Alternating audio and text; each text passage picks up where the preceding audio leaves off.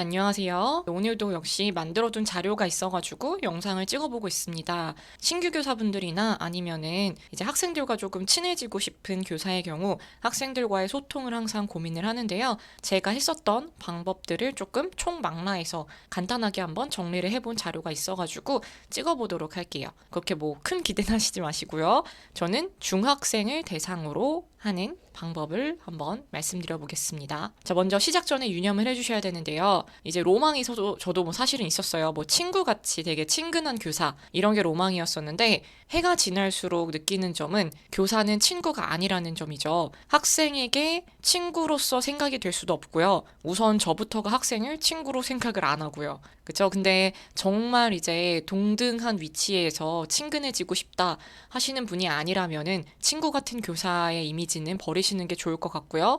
어느 정도의 거리를 유지하고 싶은지 정해두시는 게 좋아요. 그러니까 저는 굉장히 보수적이고 그리고 도덕적이고 어떻게 보면 유교적인 거죠. 그러니까 되게 젊은 꼰대이기 때문에 학생들이 저한테 손인사를 하는 거를 되게 못 견뎌 하는 편이에요. 그러니까 정말 뭐 방과 후라든지 아니면 동아리 시간에 손인사를 할 때 그런 학생들 몇 명 정도는 제가 그래 라고 넘길 수 있지만 그냥 복도에서 마주쳤는데 혹은 수업 시간인데 손인사를 하거나 하이라고 말을 걸면은 학생들 딴에는 당연히 친근한 인사겠지만 저는 거기 그 자리에서 지적을 하는 편이에요.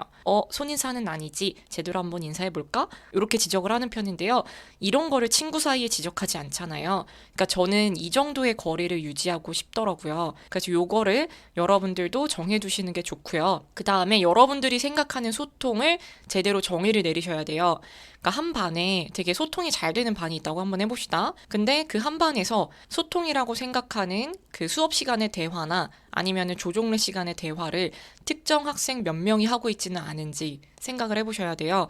그래서 소수 학생이 대답을 잘 하고 그 다음에 자신의 의견을 잘 낸다고 그거를 소통이라고 오해를 하지 말아야 돼요. 그 다음에 교사 학생의 관계는 항상 일방적일 수밖에 없습니다. 그러니까 학생들의 의견을 잘 들어주고 싶고 그다음에 학생들의 말에 귀 기울이고 싶지만 그렇지만 수업 시간이 어쨌든 다수를 대상으로 한 수업이잖아요. 조종래도 마찬가지고요. 그러다 보니까 일방적으로 전달을 하는 일방적인 관계가 될 수밖에 없어요. 그 다음에 학생 한 명 한 명의 말에 귀를 기울이다 보면은 결국 모두의 의견을 수용하지 못하는 상황이 되어버리거든요. 그래서 이런 거를 전제 하에 좀 생각을 하셔야 됩니다. 그래서 먼저 그냥 간단하게 이제 어떤 소통을 원하는지를 방향을 설정을 하시고 넘어가시는 게 좋은데요. 저 같은 경우에는 그냥 친밀함을 유도를 하는 소통을 원하는 편이었어요. 그러니까 내가 친구처럼 지낼 필요는 없지만 그래도 학생들 사이의 관계와 나와 학생의 관계를 조금이나마 좀 친밀하게 만들어주고 싶은 그런 소통을 원했는데요. 진짜 소통 방향이 좀 있을 거예요. 예를 들면은 수업과 관련하여서 학생들이 자신의 의견이나 대답이나 발표를 잘 하는 걸 원하는지 아니면은 정말 재미있게 만들어주고 싶어서 수업 시간에 그냥 아이들의 집중을 잘 하고 그죠? 집중 유도. 그 다음에 아니면은 그냥 같이 즐길 수 있는 거를 원하는지 조금 방향을 정하시는 게 좋습니다. 방향에 따라서 약간 학급 시간에 하는 건지 수업 시간에 하는 건지 뭐 거리는 어떤지 이런 식으로 좀 구체적으로 바뀌더라고요. 그래서 한번 곰곰이 생각을 해보시는 게 좋아요. 그 다음에 첫 번째로는 소통 방법을 이제 소개시켜 드릴 건데요. 분위기를 가볍게 환기시키는 방법이에요. 그러니까 3월 달에 쓰면은 좀 좋지만 3월 달에 레포 관계가 형성이 안 된 상태로 하면은 어색한 경우도 있으니까 4월 달이나 5월 달에 해도 좋습니다. 조금 이제 지루해질 때쯤에 수업 시간에 뭐 손가락 운동 같은 경우도 가볍게 진짜 1, 2분만 투자해서 학생들의 관심을 유도하고 조금 친근해질 수 있는 방법이에요. 그러니까 얘들아 뭐 이거 할 수 있어? 라고 물어보면서 손가락 스트레칭 그러니까 뭐 두 개 붙이는 거라든지 아니면은 손목에 손가락 닿게끔 하는 거라든지 아니면은 손가락을 다 붙이고 손가락 유연성 테스트 하는 거 있거든요. 손가락을 다 붙인 상태로 검지 아래로 중지를 넣는다든지 아니면은 정말 스트레칭처럼 뒤로 등에 대고 기도하는 자세를 할 수 있는지 뭐 이런 것들 있잖아요. 그러니까 아이들이 몸을 좀 움직이면서 집중을 유도할 수 있게끔 하는 손가락 운동, 스트레칭 이런 걸 하셔도 좋고요. 그 다음에 유명하죠. 가라사대 게임. 그러니까 토끼와 거북이 게임 이런 것도 잼미니 게임이라고 애들이 많이 하던데 고등학생들도 좋아할 거예요. 왜냐면은 이거 대학생들 레크리에이션 때도 많이 하는 방법이고 특히 교사들을 대상으로 한 연수에도 쓰는 거 봤거든요. 그러니까 가라사대 게임은 저런 거죠. 가라사대를 붙인 말만 따라해라 라고 하면서 가라사대 왼손을 들어라 하면은 왼손을 들어야 되는 거고, 근데 오른손을 들어라, 옆을 봐라, 그냥 이렇게 말을 하면은 따라하면 안 되는 거. 그래서 이제 아이들을 보고서 가라사대가 안 붙었는데 행동을 따라하는 경우에는 뭐 탈락을 시킨다든지 아니면은 잘 따라하는 아이들에게 보상을 준다든지 이러면은 집중을 되게 잘하고요. 그 다음에 토끼와 거북이 게임은 아시는 분도 많으실 것 같은데요.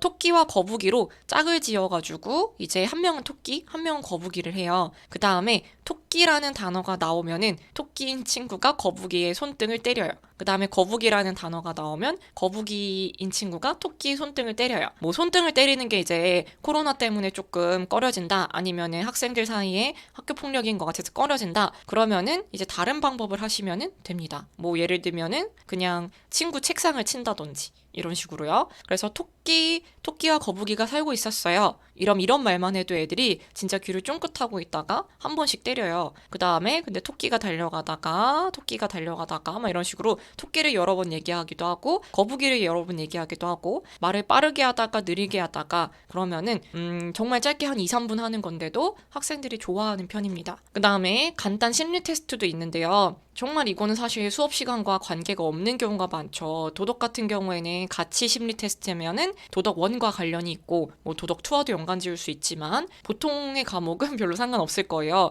근데 뭐 유명한 거 있잖아요. 인터넷 치면은 사막에 갈 때 5가지 동물 중에서 누구를 데리고 갈 거냐, 혹은 뭐 물건 5가지를 두고 어떤 식으로 이동을 할 거냐, 이런 것부터 시작해서 요즘에 최근에 TV에서도 나왔던 뱃사공 심리 테스트가 있는데요. 이거는 2014년부터 나왔던 거지만 어쨌든 이런 자극적인 소재를 활용한 심리 테스트도 있습니다. 그래서 이런 걸 얘기하면서 애들에게 재미를 주는 방법도 있어요. 그래서 이렇게 분위기를 가볍게 환기시키는 방법들이 있고요. 그 다음에 두 번째는 한 수업을 일찍 끝냈을 때 한 5분에서 10분 정도 남았을 때 하는 게임인데요. 최대 10분? 정말 길면 20분 정도인데요. 그냥 짧게 하면 5분 정도 걸리는 게임이에요. 그래서 수업은 일찍 끝났는데 동영상을 틀어주자니 좀 그렇고 이런 경우에 활용을 하시면 됩니다. 박수도미노 같은 경우에는 중학교 1학년, 2학년들이 되게 좋아하고 중학교 3학년 같은 경우에는 좀 본인들이 그래도 컸다고 생각하기 때문에 선생님이랑 관계가 좋으면은 하고 아니면은 귀찮아요, 하지 마요, 이런 게임이에요. 어떤 거냐면 박수로 파도 타기를 하는 거죠. 그래서 박수를 한 애가 치면은 그 뒤에 애가 바로 이어서 쳐서 그런 식으로 끝에 있는 애까지 박수를 쳤을 때 몇 초의 기록을 세우는지를 이제 재보는 거예요. 요거 박수도미노 같은 경우에는 검색해보면 초등학교 교사이신 유튜버 분들이 굉장히 많이 올려주셨어요. 그 영상을 보고 참고로 하셔도 좋고요. 서클을 만든 상태에서 하셔도 좋습니다. 근데 서클 만들려면은 이제 번거롭다 보니까 저는 그냥 자리에 앉아서 하고 있어요. 이거를 30명 기준으로 정말 빨리 했을 때 3.38초 정도가 나왔었어요. 지금 한 22명을 대상으로 했을 때 시간을 재보니까 그냥 6초? 연습했을 때 6초 정도 나오더라고요. 이렇게 한 대여섯 번 정도 하면은 2, 3분이 금방 가고요. 애들이 생각보다 되게 열심히 해요. 보상을 안 줘도 열심히 하는데 보상을 준다고 하면은 뭐 다른 반이랑 대결해서 제일 빠른 반만 뭐 쉬는 시간을 주겠다, 이런 식으로 하면 애들이 정말 열심히 하고요. 나름 단합도 되는 방법입니다. 그리고 이름 외우기 게임인데요. 이거는 제가 동영상을 올려놨는데요. 방법은 다양해요. 뭐 시장에 가면이라는 그냥 그런 게임처럼 음을 붙여도 되고요. 아니면은 진짜 한 명 한 명 질문을 해봐도 되고요. 아니면 발표를 해서 아이들의 번호 순서대로 이름을 다 외우게 해도 되는데요. 저는 그냥 자리에 앉은 상태로 자신의 앞에 앉은 친구들의 이름을 죄다 말하게 하는 편이에요. 그래서 처음 말하는 애는 그냥 본인의 이름만 얘기하고 제일 끝자리에 있는 애는 본인 앞에 있는 친구들 이름을 다 얘기하게끔 하고 기록을 재고 있었습니다. 근데 또 학교마다 좀 다른데 이제 반이 8개, 9개 있는 반은 서로 친구들이 모르기 때문에 이 이름 외우기 게임이 좀 긴장이 되고 스릴이 있거든요. 근데 좀 4개 반이나 5개 반처럼 소수인 학교 있잖아요. 이런 데는 이미 서로 이름을 거의 알고 있어가지고 정말 그냥 재미 삼아 하는 아이들을 발표시키는데 의의가 있는 이런 게임이 돼버리더라고요. 그래도 아이들은 나름 수업을 안 하기 때문에 재미있어 하고 갑자기 이제 즉흥적으로 하다 보니까 친구 이름이 얼굴을 보면서도 생각이 안 나는 경우가 있고 이러면 또 자기들끼리 빵 터지고 이래요. 그래서 재미있는 게임입니다. 그리고 사실 교사가 이름 외우기 좋아요. 그 다음에 바보 게임인데요. 이거 못 맞추는 사람 바보 만드는 게임 해가지고 되게 많이 있어요, 종류가. 그러니까 정말 넌센스 퀴즈처럼 이제 바보 게임인 거죠. 예를 들면은 손가락을 가리키면서 이제 순서대로 개미, 지렁이, 까마귀, 야옹이 이런 식으로 순서대로 가리켜요. 그러면서 애들한테 개미, 지렁이, 까마귀, 야옹이, 개미, 지렁이, 까마귀, 야옹이 하다가 그 다음이 뭘까 하면은 애들이 당연히 뭐 까마귀라고 얘기하거든요. 그 다음에 이런 식으로 순서를 조작하다가 나중에 알고 보니까 끝에 단어만 선생님이 바꿔서 얘기하면은 그게 정답인 경우가 되게끔, 그러니까 뭘까 하고 물어보면 까마귀고 뭐지 하고 물어보면 지렁이, 뭐야 하고 물어보면 야옹이, 뭐게 하면은 개미, 이건 거죠. 그러니까 얘들아 잘 들어봐, 바보 게임이야 하고 시작을 하면서 손가락을 접든 아니면 손가락을 가리키든 순서를 막 뒤죽박죽 하면서 애들한테 얘들아 뭘까 하면은 애들이 막 뭐 야옹이요 지렁이요 이렇게 순서대로 대답을 하는데 사실 까마귀야 라고 얘기하면은 애들이 막 궁금해서 미치려고 해요. 그래서 이런 게임을 재미삼아 하면은 되게 애들이 정말 즐거워합니다. 인터넷 찾아보면 많이 나올 거예요. 그다음 세 번째는 수업 때 소통하는 방법인데요. 수업 시간에 어떻게 하면 좀 소통을 할 수 있느냐, 물론 과목별로 좀 다르겠지만요. 수업 시간에 그래도 최대한 수업과 연관지어서 활용을 하려면은 아이들의 관심사를 물론 알아야 돼요. 근데 이게 나이별, 성별, 학급 분위기 따라서 좀 관심사가 달라지는 거를 알아두셔야 됩니다. 지금은 중학생을 전제로 하잖아요. 제 생각에는 중학교 1학년 여자애는 아이돌에 대해서 관심이 있지 않을까 했었는데 요즘엔 또 아니더라고요. 중학교 2학년들도 그런 편인데 특히 남녀공학 같은 경우에는 아이돌에 관심이 있는 여자애들 수 자체가 적었어요. 특히 1학년 같은 경우에는 아직 2차 성징이 안 와서 그런지 아이돌에 크게 관심이 없고요. 그 다음에 남학생 같은 경우에도 1학년 같은 경우에는 게임에 관심이 훨씬 많겠지 하지만 의외로 또 중학교 3학년보다는 게임에 관심이 좀 덜해요. 그러니까 친구들끼리 스포츠하는 걸 더 좋아하는지, 그 다음에 게임이라고 치면은 폰 게임을 좋아하는지, 아니면은 그냥 롤플레잉 게임을 좋아하는지, 그 다음에 아이돌을 좋아하는지, 아니면 유튜브 이제 BJ나 아니면 인플루언서를 좋아하는지, 이런 것들을 이제 좀 파악을 하셔야 돼요. 그래서 파악을 할 때는 그냥 아이들한테 질문을 던지면서 애들 반응을 보셔도 되고요. 아니면 정말 적극적으로 설문조사를 하셔도 되고요. 그래서 관심사에 따라서 그거 키워드를 캐치해내시는 게 중요하고요. 그 다음에 세대 차이 정보를 습득을 하셔야 돼요. 이제 신조어라든지 학생들의 문화를 미리 알아두시는 게 좋은데요. 저도 당연히 30대이기 때문에 10대 아이들의 문화를 따라가기가 되게 힘들어요. 그치만 그래도 주워 듣는 경우 있잖아요. 뭐 요즘에 유행하는 단어는 뭐 나락이라든지 이런 건 애들이 프린트에 좀 많이 쓰는 편이거든요. 그다음에 특히 예전에는 뭐 앙기모띠 이런 게 유행하기도 했었잖아요. 근데 이런 거 진짜 요즘 애들은 절대 안 쓰고 가방 같은 경우에도 백팩보다는 메신저 백을 좋아하고 그다음에 교복 스타일도 조금씩 다르잖아요. 그리고 아이돌 포즈를 따라할 때 뭐 틱톡을 따라할 때 이런 것들을 세대 차이가 나지만 그래도 아이들의 문화는 어떤지를 최대한 알아두시는 게 좋아요. 그 다음에 적절한 사례로 활용할 수 있게끔 요것들을 바탕으로 해서 동기유발 자료를 준비를 하셔야 돼요. 그래서 도덕 같은 경우에는 동기유발 자료를 상당히 많이 쓸 수 있잖아요. 그래서 아이들에게 관심이 있을 만한, 그러니까 아이들이 좀 흥미있게 볼 만한 자료를 최대한 많이 준비하는 편입니다. 이러면은 매년 동기유발 자료가 바뀌어져서 조금 힘들기는 하지만 그래도 아이들이 그 순간에 확 집중을 할 수 있어서 좋더라고요. 영화 같은 경우로 예시를 들면은 요즘에는 코시국이어서 영화를 애들이 잘 안 보잖아요. 그러니까 아이들이 조금이라도 들었을 법한 것들, 뭐 작년 같은 경우에는 오징어 게임 있고, 그쵸? 올해 같은 경우에는 넷플릭스나 뭐 TV나 이런 데서 유행을 타는 예능들, 이런 거를 예시로 드는 편이에요. 그 다음에 네 번째는 학급 운영 때 소통하는 방법인데요. 먼저 정보 수집을 하라고 제가 지난 영상에도 말씀을 드렸는데요. 묻지 않아도 알 수 있는 정보들을 먼저 수집하는 게 좋습니다. 근데 저는 이번에 좀 안 했는데 아무튼 정보 수집을 해서 아이들의 기본 정보를 알아두는 게 좋고요. 그 다음에 개인 상담은 당연히 필수로 하셔야 돼요. 이걸 쉬는 시간에 활용을 하셔서 필수로 해두시고요. 저는 지금 한 바퀴가 겨우겨우 끝났는데 제 경험상 한 학기에 2번씩은 하는 게 좋아요. 1학기 시작할 때, 그 다음에 2회고사 시작할 때쯤 그때쯤 이제 한 바퀴 더 돌고, 그다음 방학 전에 이제 상담을 마칠 수 있게끔. 그다음에 학급 이벤트도 소소하게 하는 게 좋은데요. 뭐 가장 흔하게 마니또 같은 거 있잖아요. 마니또 같은 거를 며칠씩이나 아니면 하루만 한다든지, 그다음에 점심시간에 뭐 오목 대회를 한다든지, 이런 것들을 같이 하면은 소수의 아이들만 참여를 하더라도 분명히 그 아이들만의 추억이 생기기 때문에 좋습니다. 저는 여러 번 말씀드렸지만 한 달에 한 번 뭐 단체 사진 찍기나 아니면은 점심시간이나 조회 시간에 활용한 소소한 이벤트들을 하고 있는데요. 요즘에는 쪽지 찾기 이벤트라든지 마니또 이런 거밖에 못 했는데, 이제 다음 주에는 마피아 게임을 할 예정입니다. 그래서 이런 거를 아이들이 추억을 공유할 수 있게끔 하는 걸 목표로 해서 저는 주로 1학기 때 많이 하는 편이에요.